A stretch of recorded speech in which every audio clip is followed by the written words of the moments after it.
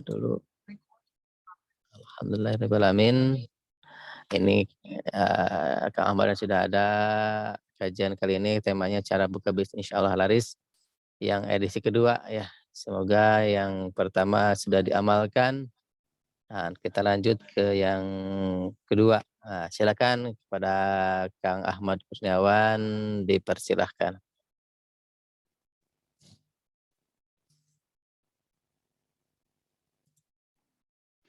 Bismillahirrahmanirrahim. Assalamualaikum warahmatullahi wabarakatuh. Waalaikumsalam warahmatullahi wabarakatuh. Waalaikumsalam warahmatullahi wabarakatuh.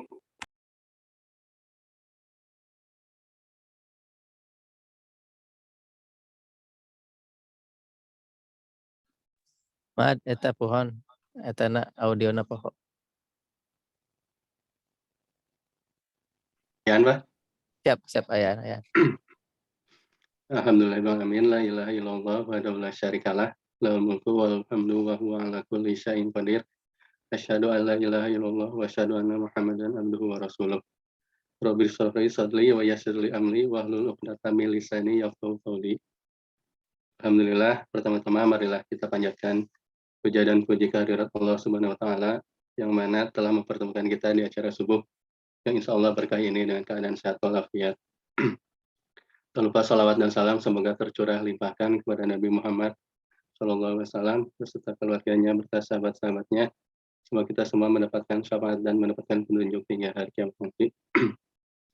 Terima kasih kepada rekan-rekan semua di sini yang telah memberikan waktu dan kesempatan kepada saya untuk paling tidak bisa belajar di sini, belajar bareng-bareng karena saya di sini juga baru beberapa kali gitu ngisi dan ini saya jadikan ajang untuk saya belajar untuk bisa berbicara di depan umum seperti ini gitu. Terima kasih juga sebelumnya kepada Kang Dani, Kang Dea, Kang Yasir dan lain-lain yang Masya Allah secara bisnisnya udah jauh lebih besar, jauh lebih bermanfaat dari saya gitu. Saya di sini cuma saya juga di sini menerapkan ilmu-ilmu yang Kang Dani sering sampaikan di grup atau ilmu yang Kang Dani ketika kita ngumpul ya kurang lebih ini yang saya jalankan gitu. Kita mulai masuk ke materi, kita review dulu materi yang awal cara buka bisnis insyaallah laris. Dalam bisnis itu ada dua unsur keberhasilannya, yaitu yang pertama itu mindset dan mental, yang kedua itu strategi. Jadi 80% faktor kesuksesan seseorang itu biasanya dipengaruhi oleh mindset dan mental. Tapi juga selain mindset dan mental tersebut, 20%-nya juga dipengaruhi oleh strategi. Karena saya juga pernah dengar bahwa kebaikan yang tidak terorganisir akan kalah oleh kejahatan yang terorganisir. Maka selain mindset dan mental, di tataran strategi juga kita juga harus eksekusinya juga harus rapi, harus benar, jangan sampai di tataran mindset kita udah benar, tapi di tataran strateginya kita acak-acakan gitu. Next, Mbak. Di next lagi aja. Kemarin kita bersinggung bahwa yang membentuk mental atau mindset kita itu biasanya orang tua kita, kawan kita, lingkungan kita, pendidikan kita, film yang biasa kita baca, bacaan yang biasa kita baca, kata-kata yang kita pilih dalam sehari-hari itu juga sangat mempengaruhi mindset kita gitu. Next, Mbak. Nah, ini mindset dan mental yang harus kita miliki untuk memulai usaha gitu. Pertama kita harus berani, harus yakin gitu bahwa setiap langkah yang akan kita jalani Allah akan bimbing gitu. Terus kita juga harus disiplin mencari ilmu, disiplin menerapkan ilmu-ilmu yang telah kita dapat, disiplin mempraktekkan ilmu yang telah kita dapat. Terus saat kita menjalankan bisnisnya kita harus sabar dalam prosesnya gitu. Terus kita juga sabar dalam menjalankan proses bisnis dari awal sampai akhirnya, gitu. Terus juga seorang pengusaha itu secara attitude-nya itu harus baik, harus positif dan solutif juga gitu, jangan sampai kita terlalu fokus ke masalah terus, tapi pasti setiap masalah itu selalu ada solusi gitu. Terus kita juga harus bertanggung jawab terhadap pilihan-pilihan kita. Kita menjadi seorang pengusaha itu atas dasar pilihan kita gitu. Jangan sampai ketika kita nanti sudah memilih untuk menjadi seorang pengusaha, terus nanti ketika ada masalah-masalah yang datang, kita malah tidak ambil tanggung jawab gitu. Kita malah nyalahin orang lain, kita nyalahin pemerintah dan lain-lain gitu. Jadi ya kita ambil sikap tanggung jawab. Terus setelah kita menjalankan dari A sampai Z-nya, kita juga harus total pasrah gitu.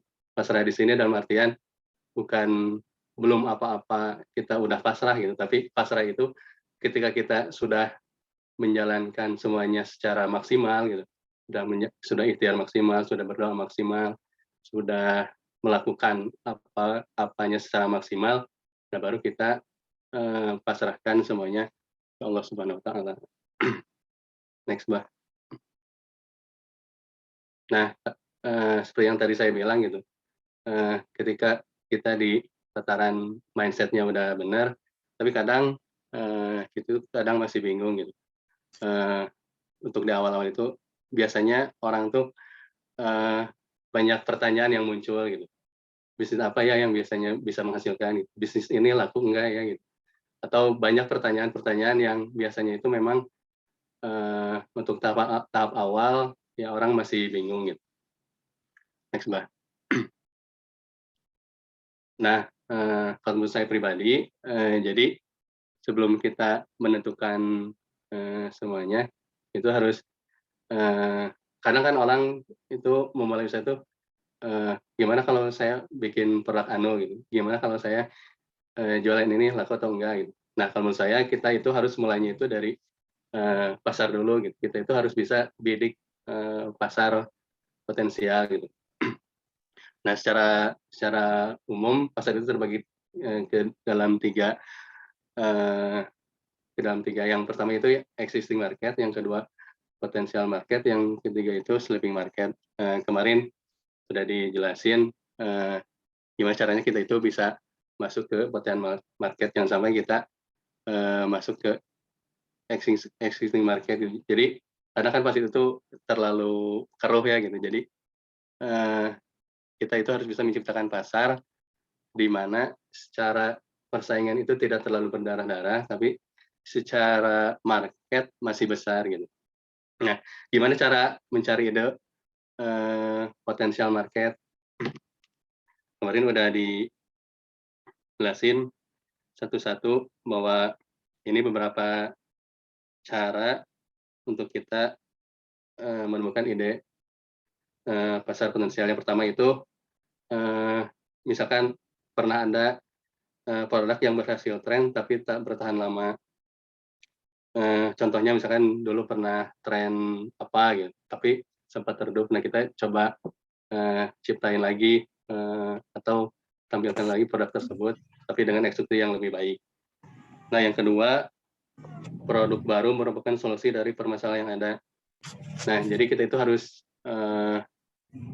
mencari apa sih masalah-masalah orang teh gitu. Misalkan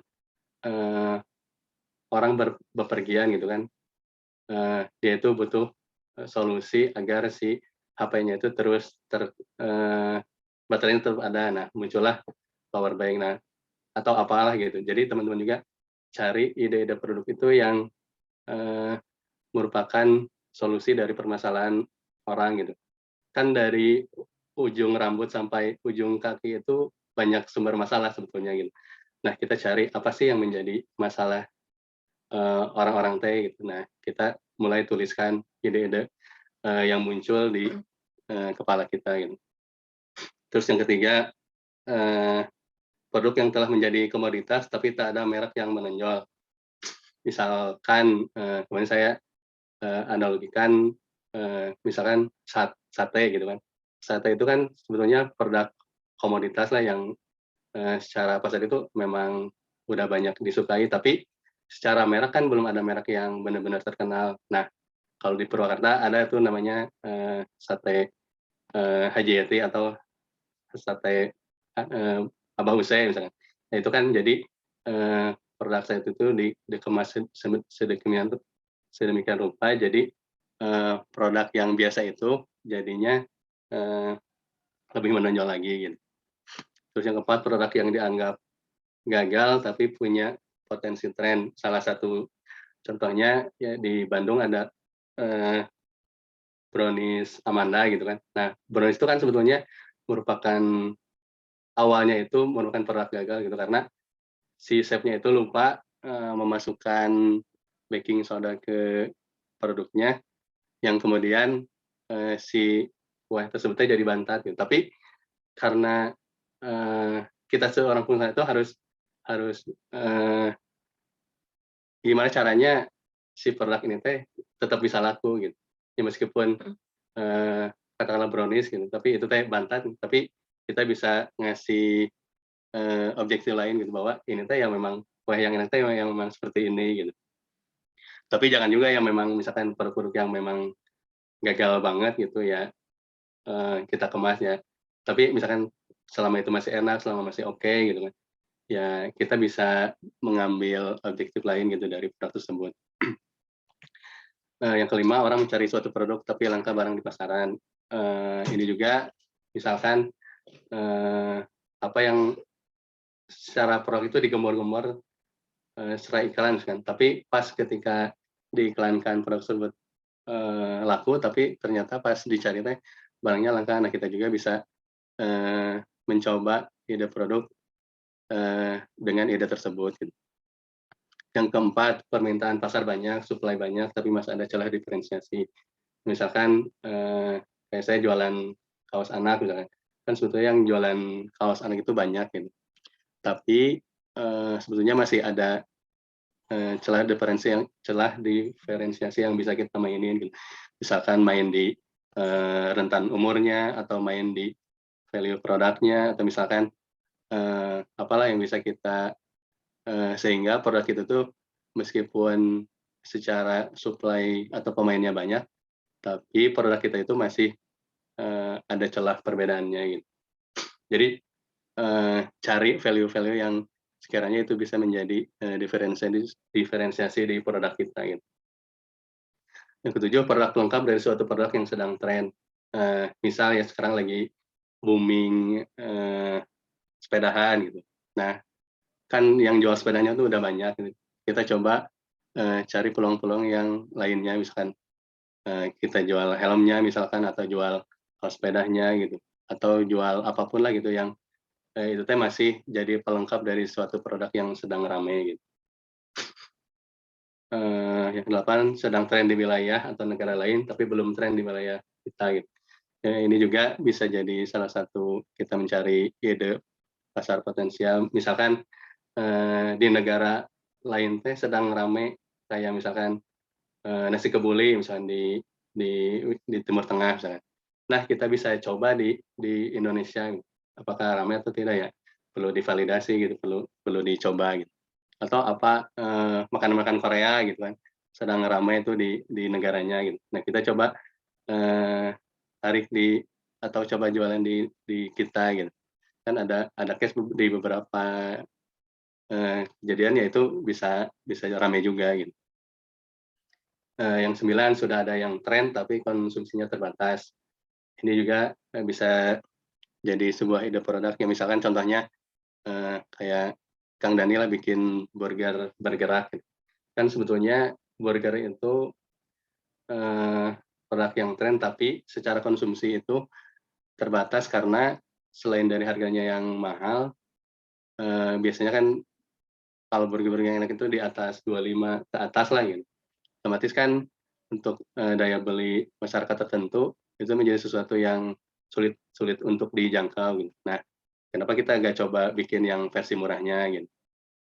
Atau misalkan, kayak, eee, Sorcelli misalkan, es krim yogurt itu kan, tren juga gitu, tapi konsumsinya terbatas ya karena apa ya, karena mahal gitu.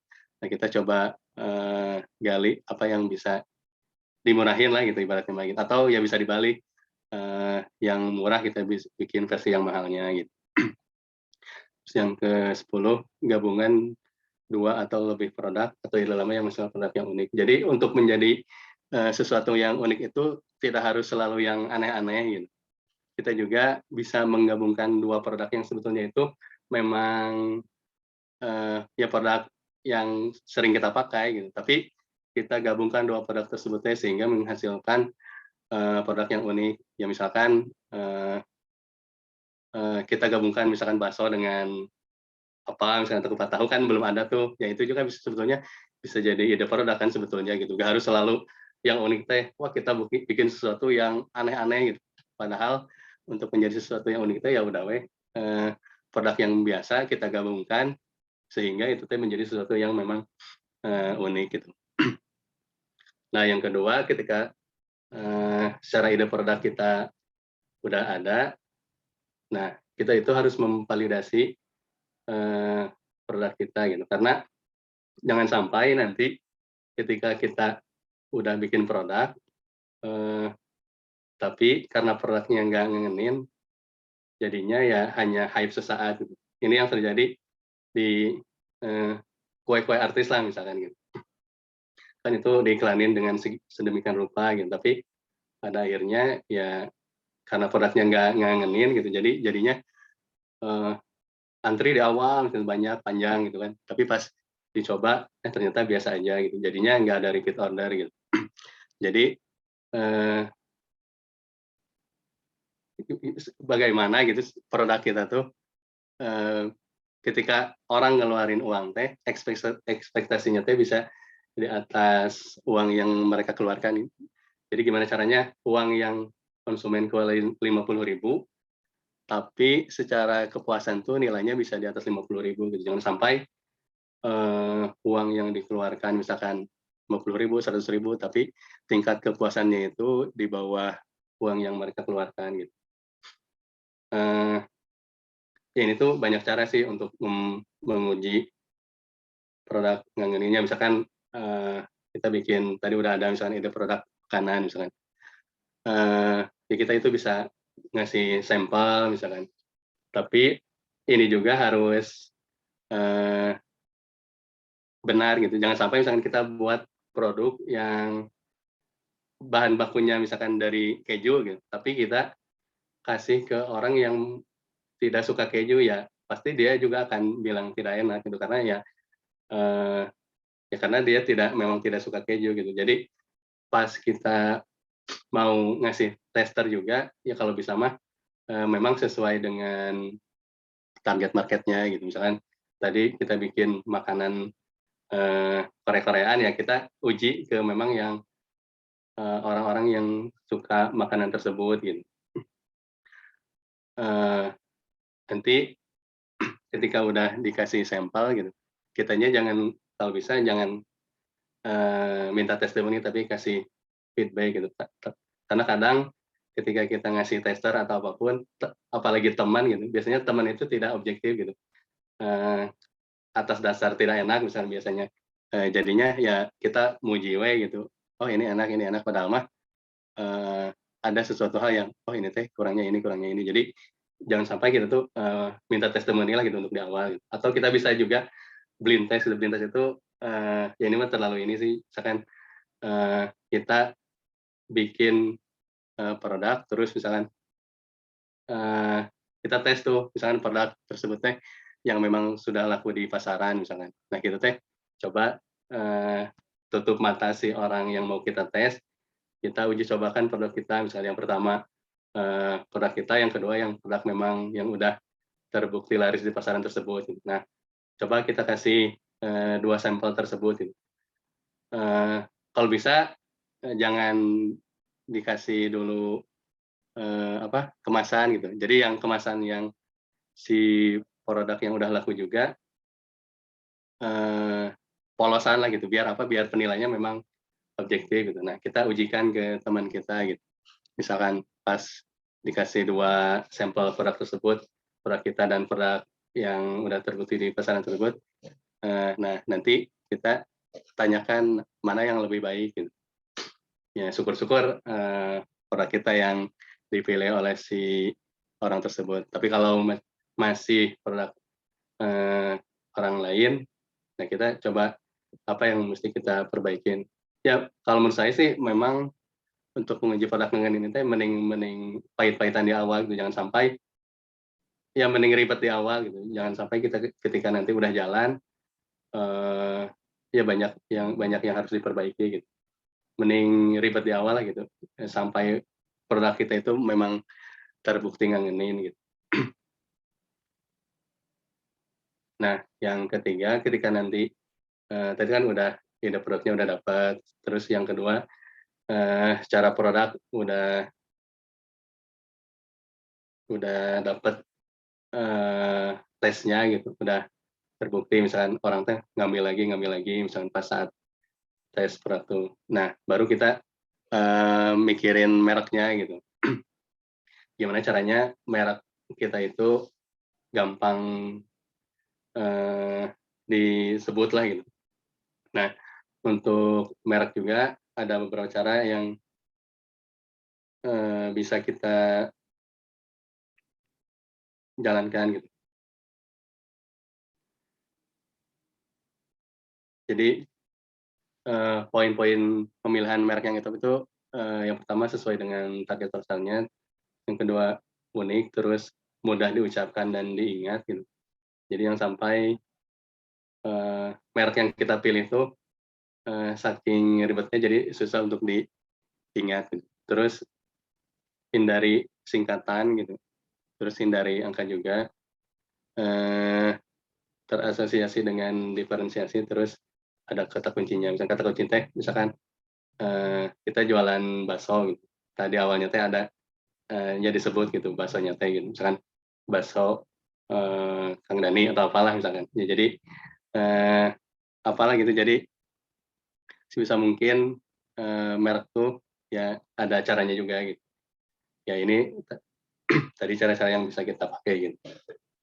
Terus yang keempat setelah kita, sudah menetapkan nama nama mereknya, nama brand-nya gitu, kita juga harus, eee, memilih kemasan atau kalau di online mah jadi foto pertama yang diambil gitu.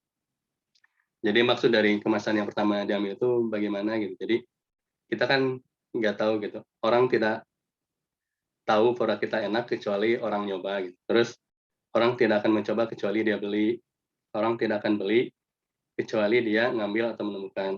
Orang tidak akan ngambil atau menemukan orang tidak akan ngambil atau menemukan kecuali dia melirik atau melihat.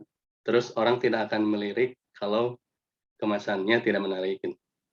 Kalau produk yang kita jual, polosan aja misalkan,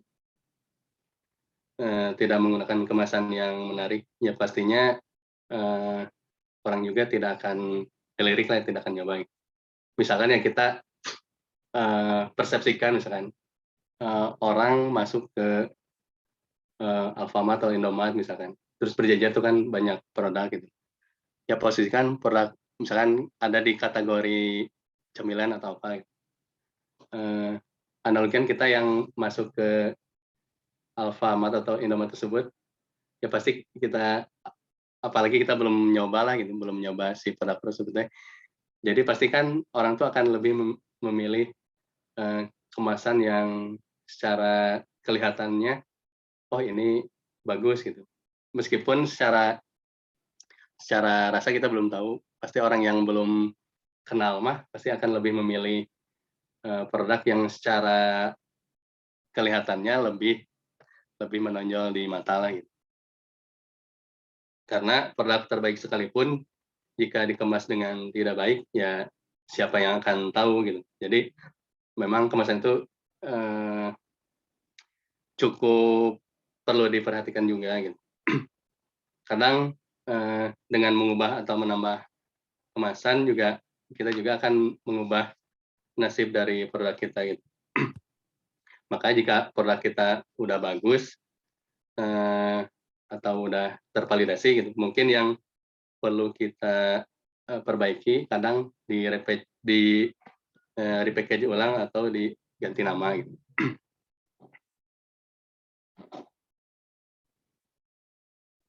Jadi pastikan desain kemasan dari produk kita itu cantik luar dalam lah gitu, dan menarik perhatian orang ketika pertama kali melihatnya gitu. Nah, kalau di online mah apa ya, berarti fotonya memang yang harus bagus gitu, mulai dari pemilihan modelnya, mulai dari pemilihan bahan baku dan lain-lainnya.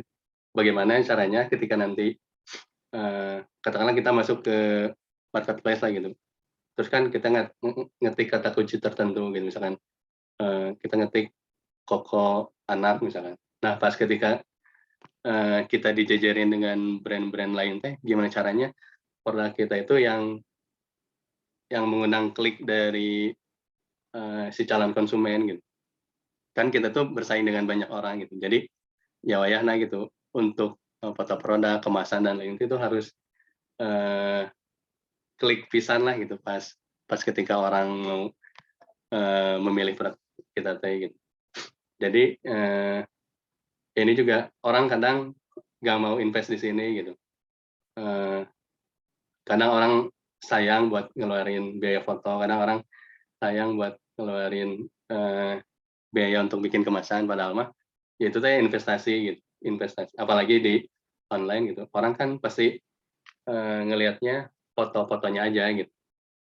Jangan sampai produk kita udah keren, produk kita udah bagus gitu, tapi pas di tataran foto atau kemasannya, ya kita eksekusinya dengan biasa-biasa gitu. Kayak produk Kang Dea itu kan sebenarnya keren-keren gitu. Tinggal gimana caranya si produk-produk tersebut teh dieksekusi dengan lebih serius, lebih baik lagi gitu. Dari mulai pemilihan modelnya, pemilihan fotonya dan lain-lainnya. Sehingga ketika nanti produk kita dijajarin dengan produk-produk lain teh, ya produk kita yang dipilih dan diklik gitu. Terus yang kelima, setelah tadi dari 1 sampai 4 nya udah oke, kita juga harus memilih saluran distribusi dan promosi yang mau kita ambil gitu. Kenapa ya, produk yang bagus sekalipun kalau tidak dipromosikan dengan baik, ya orang tidak akan bisa menemukan produk kita gitu. Dalam promosi tugasnya adalah mengkampanyekan existing merek atau produk kita dengan kelebihan atau diferensiasi yang kita miliki. Tujuannya adalah menciptakan permintaan pasar akan produk kita sehingga mereka akan mencari-cari. Jadi tujuan dari promosi itu kita mengkampanyekan produk kita dengan value-value yang sudah kita cari tadi gitu. Gimana caranya ketika produk kita dipromosikan teh orang tuh oh iya teh gue banget misalkan ketika kita mempromosikan produk kita teh gitu. Terus distribusinya juga harus merata gitu, jangan sampai ketika produk kita sudah dipromosikan dengan sedemikian rupa, tapi pas di tataran distribusinya produk kita langka misalkan, sulit dijangkau misalkan, ya percuma juga. Jadi antara promosi dan distribusi ini juga harus diimbangi dengan baik gitu. Jangan sampai ketika promosinya jor-joran, pas kita distribusikan ternyata produknya juga sulit dijangkau gitu. Saluran distribusi ini juga banyak macamnya gitu. Ada yang direct selling misalkan, penjualan langsung ke konsumen, ada juga misalkan waralaba, ada juga kalau online ya saluran distribusinya online, tapi online juga macam-macam, mungkin ada ya kayak saya misalkan menggunakan sistem keagenan gitu, keagenan penjenjang kayak misalkan reseller, agen dan distributor misalnya. Atau banyak lah gitu, banyak cara gitu. Tapi kalau saya boleh memilih, ya mending untuk tahapan awal, mending kita pakai cara keagenan atau reseller gitu. Karena apa? Reseller itu punya kekuatan ada 2 gitu. Jadi yang pertama, dia itu sebagai, pemasar kita karena itu juga gratis gitu kan, jadi kita bisa manfaatin gitu.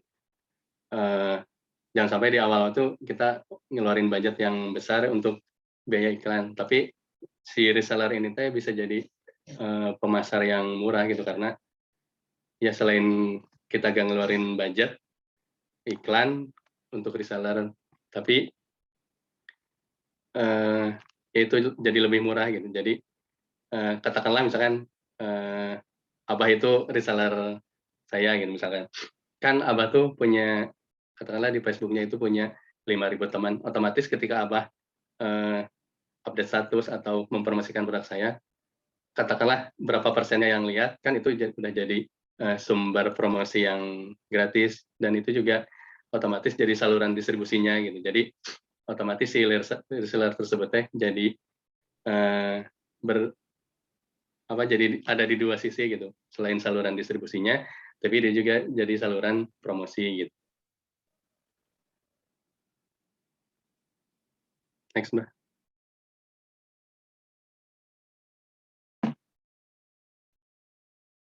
Nah, yang keenam, penyebar virus.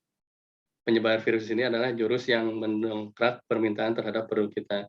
Bisa melalui, artis atau, eee, media sosial atau komunitas, atau misalkan kayak endorser, yang kayak gitu, itu bisa menjadi, penyebar virus yang sangat cepat gitu. Ya misalkan ketika kita udah punya produk yang oke, ya kita coba endorse, artis atau, eee, dan lain-lainnya gitu, supaya kita itu memunculkan trust akan produk kita gitu. Selain itu kita juga bisa menaikkan follower lewat, orang-orang tersebut. Tapi kalau bisa memang, tidak usah terlalu lebay juga gitu, misalkan kadang, eee, untuk beberapa case misalkan, produk-produk, tertentu kadang terlalu mengulasnya itu terlalu karena dibayar misalkan, terlalu oke-okean aja gitu, tapi, eee, ya yang natural gitu, jangan terlalu lebay juga gitu. Nah, si penyebar virus ini juga banyak macamnya gitu, ada yang mulai dari mikro influencer, ada yang mega, jadi kita juga bisa menyesuaikan dengan budget kita, misalnya yang follower-nya misalkan 1.000 sampai berapa puluh ribu, nah kita bisa coba, nanti kita juga bisa tes dan ukur si, apa yang bisa kita lakukan tersebut. Misalkan, dengan kita mengeluarkan budget, sekian ratus ribu misalkan, terus kita coba endorse ke mikro influencer tersebut, eee, bagus nggak dampaknya gitu. Dan ini juga tergantung, niat yang mau kita jalankan, misalkan ketika kita nge-endorse orang tersebut teh, tujuan kita apakah ke sales atau ke naikin follower atau ke apa gitu. Jadi, jangan sampai ketika nanti kita niatnya, naikin follower, tapi pas sales-nya jelek, ya nggak apa-apa karena ya, tugas kita nge-endorse orang tersebut teh memang karena, buat naikin follower atau misalkan, kita nge-endorse orang tersebut teh untuk mendapatkan foto-foto yang bagus. Nah, jadi si ini juga harus disesuaikan dengan tujuan kita, apakah mau dapat foto yang bagus, mau ke sales, atau mau ke apa gitu. Nah, itu tujuannya juga harus clear di awal juga gitu. Next, Mbak. Ini yang, tadi dibahas bahwa ada 3 penyebar virus, yang pertama itu, bintang. Bintang itu ya bisa bisa disebut kayak artis lah gitu, atau komunitas, orang yang memiliki persamaan dan saling terhubung selama mereka memiliki persamaan dengan target pasar kita. Yang ketiga, media sosial, pemasar akan semakin mudah dan terarah.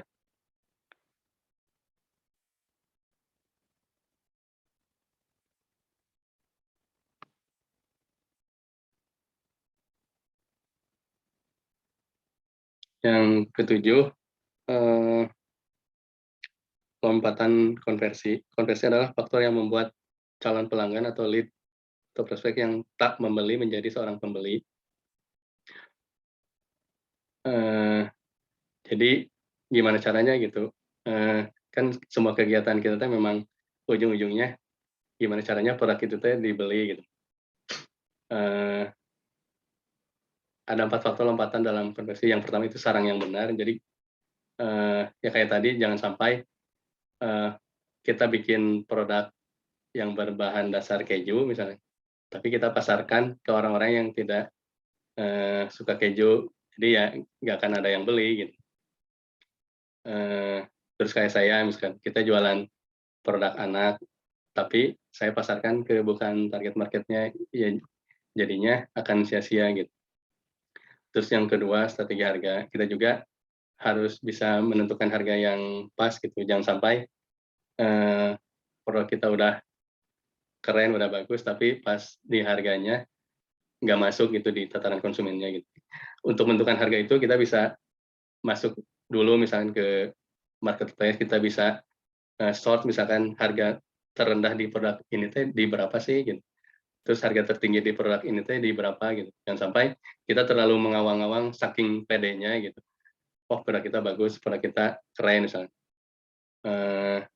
Itu teh langsung kayak menentuin harga yang tidak sesuai dengan harga yang ada di pasaran gitu. Jadinya ya biasanya tidak akan jadi pembeli gitu. Nah, kita cari misalkan harga yang pas itu berapa gitu. Kalau misalkan yang bahan segini mah harganya itu segini, yang paling tinggi segini. Ya kita cocokkan, oh harga yang pas teh kayaknya segini karena kita mah udah misalkan value-nya ada, fotonya lebih bagus, dari segi bahannya lebih bagus. Nah, kita bisa mulai menentukan harga itu dari situ gitu. Terus ikatan distributor kayak tadi misalkan kita juga harus bisa membangun kedekatan dengan reseller-reseller kita, dengan mitra-mitra kita misalkan. Pada saat momen-momen tertentu misalkan kita kasih hadiah, terus kita kunjungan gitu ke mitra-mitra kita gitu. Apa yang menjadi daya tarik pasar akan produk kita gitu. Apa yang menjadikan produk kita itu yang laris teh yang ini misalnya karena apanya gitu. Supaya kita tuh clear gitu. Tahu gitu bahwa produk kita itu laris apa karena produknya yang bagus gitu atau karena memang hanya diskonan aja gitu. Atau karena apa gitu. Nah, kita harus memvalidasi gitu bahwa supaya hal-hal yang ternyata memang bisa lebih clear lagi gitu. Terus yang keempat, momentum gitu. Nah, momentum itu sangat penting gitu. Karena apa? Karena bisa jadi ini kan jadi lonjakan yang sangat besar lah gitu. Misalnya kayak sekarang lagi musim hujan, sangat cocok sekali gitu buat jualan jas hujan gitu. Beberapa vendor gitu kan sekarang sampai kelabakan gitu. Mengadakan stoknya gitu supaya ya kenapa ya karena memang laku keras gitu. Mau yang dari produk yang jelek sampai yang terbagus sekalipun karena memang momentumnya tepat ya pasti bakal dicari gitu. Nah kayak sekarang misalkan mau masuk ke Ramadan pasti banyak produk-produk yang bisa kita gali karena momentum itu yang memang harus benar-benar dimanfaatkan gitu. Banyaklah kita juga bisa menggali tren itu di internet, itu ada tools-nya gitu. Misalkan kita bisa masuk ke Google Trend atau bisa masuk ke marketplace juga bisa, misalnya produk terlaris saat musim ini itu apa gitu. Nah, kita bisa ambil ide produknya gitu. Jadi memang momentum itu memang sangat sangat bagus lah gitu buat kita jualin produk yang lagi laris saat momen-momen tertentu gitu. Nggak apa-apa gitu kan kita jualan momen di saat momen tertentu aja, tapi kita dapat momennya gitu. Itu juga sesuatu yang kita bisa manfaatkan gitu. Itu aja meren Mbah, udah jam 6. Nanti ini mah Siap. bisa masuk ke step selanjutnya. Kita di slide ke-21 ya. Nanti kita lanjut ke materi season 3 gitu ya Kang Ahmad ya. Ya. Punten Alhamdulillahirrahmanirrahim sahabat penyampaiannya sekalian, kurang. karena sudah jam 6 dan banyak sekali nanti sahabat sekalian yang beraktivitas karena ini bukan hari weekend ya, bukan hari libur. Jadi dicukupkan segini sampai jam 6. Nah, jika ada yang bertanya silahkan saya kasih satu penanya aja ya buat sahabat sekalian. Ditunggu 1 menit. Pedit ya bos pertanyaan. Kang Dea mau Pak, naros banyak ya sama Bos Ahmad ya nak. siap. Nomor rekening sabarahanya Pak Hajinya nomor rekening. Pak, sahabat sekalian, jika ada yang ingin bertanya dari materi-materi yang luar biasa tadi Kang Ahmad sampaikan, ditunggu. Jika tidak ada, kita lanjut ke sesi selanjutnya. Sarapan pagi. Sebelum sambil nunggu yang bertanya, mencerna mungkin ya dari materi-materi Kang Ahmad Udah, yang mau nanya, begitu dahsyat. Silakan dicerna dulu, nanti kita lanjut ke sesi selanjutnya. Sambil mencerna, silakan Kang Dani untuk diinfokan agenda darurat seminggu ke depan. Ya, sambil menunggu pertanyaan, bismillahirrahmanirrahim. Assalamualaikum warahmatullahi wabarakatuh. Waalaikumsalam warahmatullahi wabarakatuh. Alhamdulillahirrabbilalamin. Info dari sahabat-sahabat semua, hari ini KCM kegiatannya ada di masjid mana Pak Haji? Lupa. Tadi teh. Tahun. Oh, bukannya ini yang Siliwangi, Kodam ya? Cimahi ya. Oh ya. Ada di Kodam Siliwangi dan nanti mudah-mudahan bisa silaturahim kepada ini Ustadz siapa kemarin Pak Haji? Ustadz aduh lupa. Yang meninggal ibu teh siapa? Oh, Harkat. Syekh Harkat, Ustadz Harkat. Insyaallah nanti kita silaturahim ke beliau mungkin sore ya.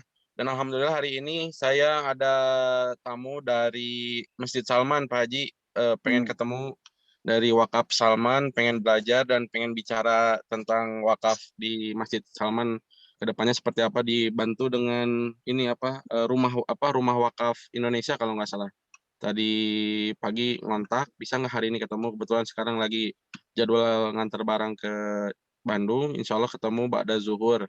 Kemudian hari Kamis kita silaturahim besok ke Pondok Pesantren Darul Azkarnya Kang Novi. Sebari ke tempatnya yang masjid kemarin, insya Allah mungkin dilanjut Pak Haji ya, Ujung Berung soalnya kan ya. Sambil lewat ya. Ya mudah-mudahan bisa sambil ke sana gitu, maksudnya nanti pulangnya lewat tol Cileunyi kan, jadi satu jalur. Jadi nanti dikondisikan ke Darul Azkar, kita donasi omset bergerak, sekaligus kita membicarakan kerjasama bersama Indovindo untuk akses. Nanti penjualan dari bergerak, wakaf bisnisnya bisa dipesan lewat website ya, insya Allah. Jadi minta timnya juga sama Kang Novi, jadi nanti kita kerjasama dengan Darul Azkar, semua harus bergerak ya. Kemudian hari Jumatnya kita akan ke Pondok Pesantren Miftahul Jannah, pimpinan Ustadz Burhan. Sudah hampir berapa tahun kita tidak silaturahim ke sana. Kita akan membawa burger, 50 burger di hari Kamis, 100 di hari Jumat, dan hari Sabtunya ada request dari pengusaha kantong yang kantongnya belum nyampe juga sampai hari ini. Ada di Uda ya, udah banyak requestnya tapi belum dapat juga nih kantongnya Pak Haji ya, insya Allah. Masya Allah. Kita terus bersabar, insya Allah. Mudah-mudahan nanti dikasih hidayah sama Allah Subhanahu Wa Taala. Amin. Siap. Jadi di masjidnya beliau, insya Allah ada 50 bergerak juga buat mabit, kegiatan mabit. Lalu insya Allah juga dikondisikan Jumat depannya di Kang Ahmad ya, insya Allah di Kang Ahmad agenda Apa acara. nama itunya Kang Dani? Apa? Nama pesantrennya? Pesantrennya pesantren Hufla ya. Nanti di Oh pesantren gitu. Hufla Banjaran ya. Itu aja mungkin Bah informasinya. Siap. Ya, yang Alhamdulillahirobbilalamin, sahabat sekalian. hari Jumat depan mah ini lupa Afwan, hari Jumat depan kita undur kegiatannya di hari Kamis untuk di Kang Ahmad itu hari Kamis karena hari Jumat yang minggu depan ya.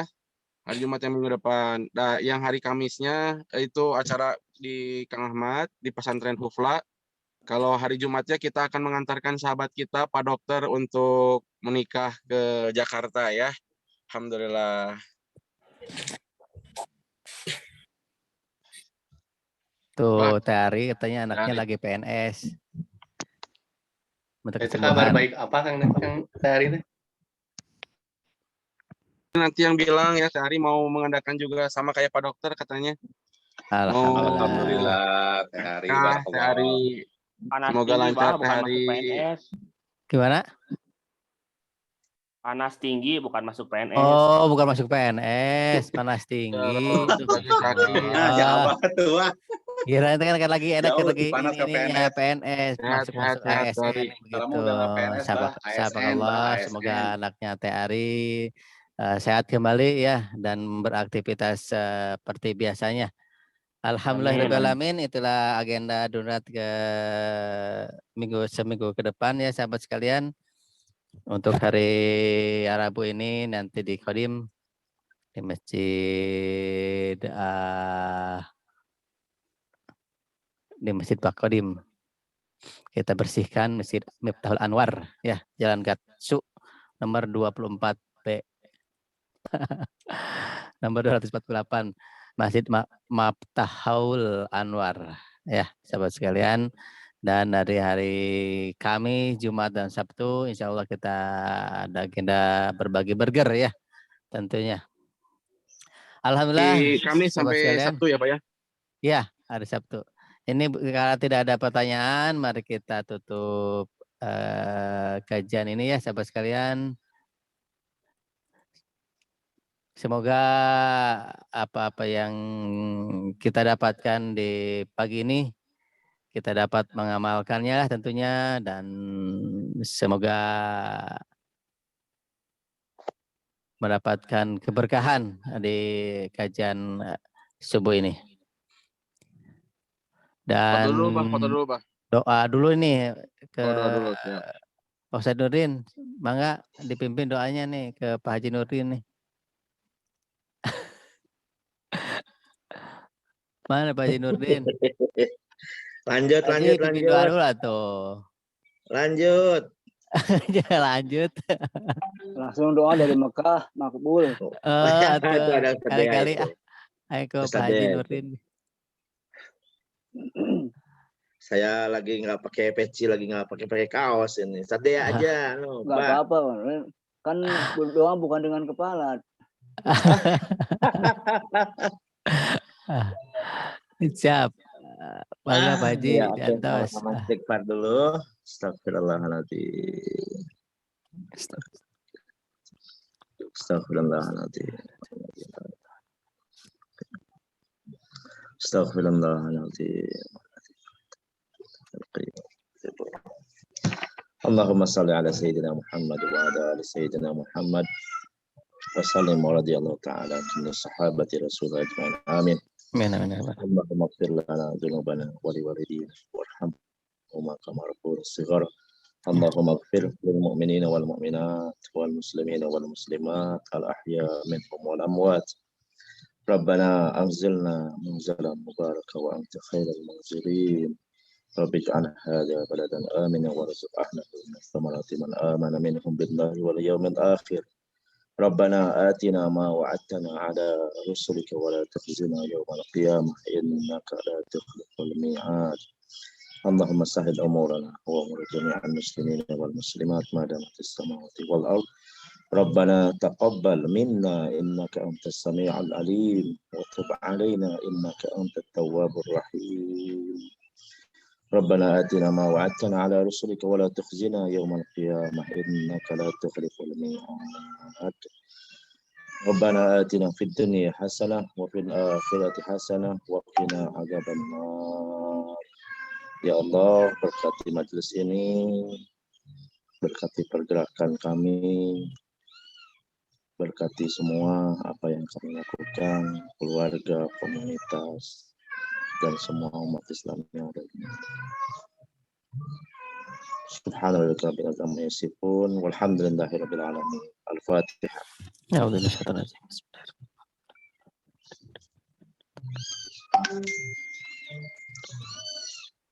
Ya, mangga kita sebelum berakhir kita foto dulu ya. Screenshot. Dibuka dulu. Ada. Siap.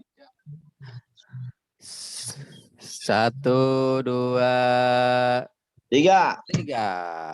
Kita tes.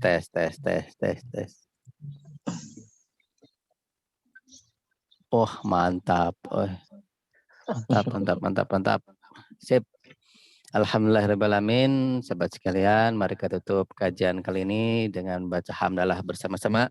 Alhamdulillahirrahmanirrahim. Dan doa kafaratul majlis. Subhanakallahumma wa bihamdika. Asyhadu an la ilaha illa anta. Astaghfiruka wa atubu ilaik.